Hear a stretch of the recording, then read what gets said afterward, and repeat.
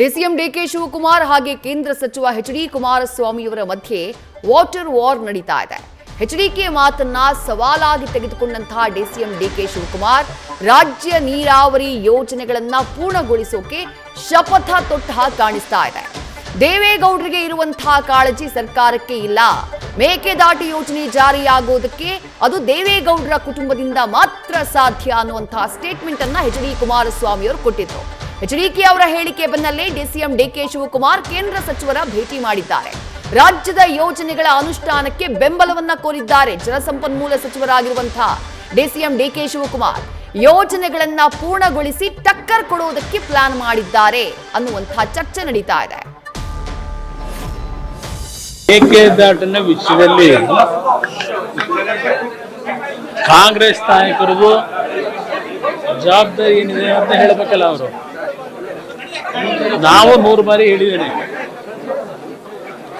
ಪಕ್ಕದ ತಮಿಳುನಾಡಿನ ಇವರ ಮಿತ್ರ ಪಕ್ಷ ಇದೆಯಲ್ಲ ಪಿಎಂಕೆ, ಅವ್ರ ಜೊತೆಗೆ ನೀವು ಕೂತ್ ಮಾತಾಡಿ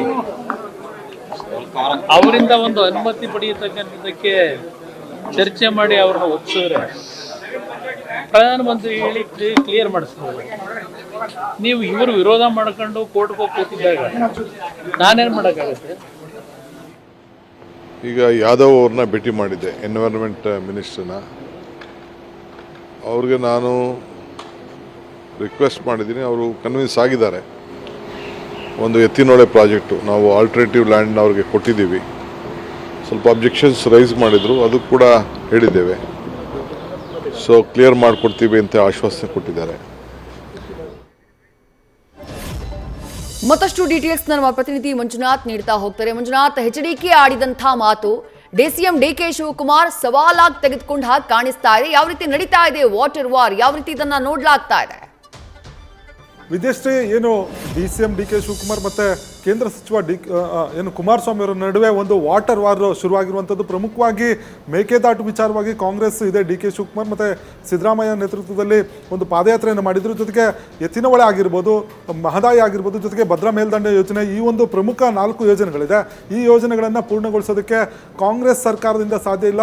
ಯಾಕಂದರೆ ಇವರಿಗೆ ಯಾವ ಬದ್ಧತೆ ಇಲ್ಲ ಅನ್ನೋ ಒಂದು ಆರೋಪವನ್ನು ನೇರವಾಗಿ ಕುಮಾರಸ್ವಾಮಿ ಅವರು ಮಾಡಿದರು. ಜೊತೆಗೆ ದೇವೇಗೌಡರಿಗೆ ಇರುವಂಥ ಕಾಳಜಿ ಈ ಒಂದು ಕಾಂಗ್ರೆಸ್ ಸರ್ಕಾರಕ್ಕೆ ಇಲ್ಲ. ಇವರು ಈ ಒಂದು ಯೋಜನೆಗಳನ್ನು ಪೂರ್ಣಗೊಳಿಸೋದಕ್ಕೆ ಸಾಧ್ಯ ಇಲ್ಲ ಅನ್ನೋ ಮಾತನ್ನ ಕುಮಾರಸ್ವಾಮಿ ಅವರು ಹೇಳಿದರು. ಈ ಒಂದು ಹೇಳಿಕೆ ಬೆನ್ನಲ್ಲೇ ಈ ಒಂದು ಹೇಳಿಕೆಗಳನ್ನು ಗಂಭೀರವಾಗಿ ಡಿ ಕೆ ಶಿವಕುಮಾರ್ ಅವರು ತೆಗೆದುಕೊಂಡಿರುವಂಥದ್ದು. ಹೀಗಾಗಿ ಏನು ಕುಮಾರಸ್ವಾಮಿ ಅವರು ಹೇಳಿಕೆ ಕೊಟ್ಟ 2-3 ದಿನಗಳಲ್ಲೇ ಕೇಂದ್ರ ಸಚಿವರನ್ನು ಭೇಟಿ ಮಾಡಿರುವಂಥದ್ದು. ಪ್ರಮುಖವಾಗಿ ಏನು ಅರಣ್ಯ ಇಲಾಖೆಯ ಕೇಂದ್ರ ಅರಣ್ಯ ಪರಿಸರ ಇಲಾಖೆಯ ಒಂದು ಅನುಮತಿ ಬೇಕು.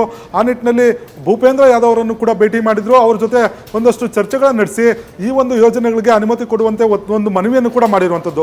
ಇನ್ನು ಕೇಂದ್ರ ಸಚಿವ ಪ್ರಹ್ಲಾದ್ ಜೋಶಿ ಅವರನ್ನು ಕೂಡ ಭೇಟಿ ಮಾಡಿ ಅವರ ಬಳಿ ಕೂಡ ರಾಜ್ಯದ ನೀರಾವರಿ ಯೋಜನೆಗಳಿದೆ, ಈ ಯೋಜನೆಗಳಿಗೆ ಅನುಮತಿ ಕೊಡಲು ತಾವು ಸಹಕಾರ ಕೊಡಬೇಕು, ತಾವು ಕೂಡ ಕೇಂದ್ರ ಸಚಿವರಿಗೆ ಈ ಒಂದು ಅನುಮತಿ ಕೊಡಲಿಕ್ಕೆ ಬೇಕಾದಂಥ ಎಲ್ಲ ಒಂದು ರೆಕಮೆಂಡೇಶನ್ಸ್ ಅನ್ನು ಮಾಡಬೇಕು, ಜೊತೆಗೆ ಒಂದು ಇದು ಕ್ಲಿಯರ್ ಮಾಡಿ ಕೊಡಬೇಕು ಮತ್ತು ಸಹಕಾರವನ್ನು ಕೊಡಬೇಕು ಅನ್ನೋ ನಿಟ್ಟಿನಲ್ಲಿ ಮನವಿಯನ್ನು ಮಾಡಿರುವಂಥದ್ದು. ಯಾಕಂದರೆ ಕುಮಾರಸ್ವಾಮಿ ಅವರು ಹೇಳಿಕೆ ಏನಿದೆ ಅದು ಎಲ್ಲ ಒಂದು ಕಡೆ ಡಿ ಕೆ ಶಿವಕುಮಾರ್ ಅವರಿಗೆ ಒಂದು ಸವಾಲಾಗಿ ತೆಗೆದುಕೊಂಡಿರುವಂಥದ್ದು.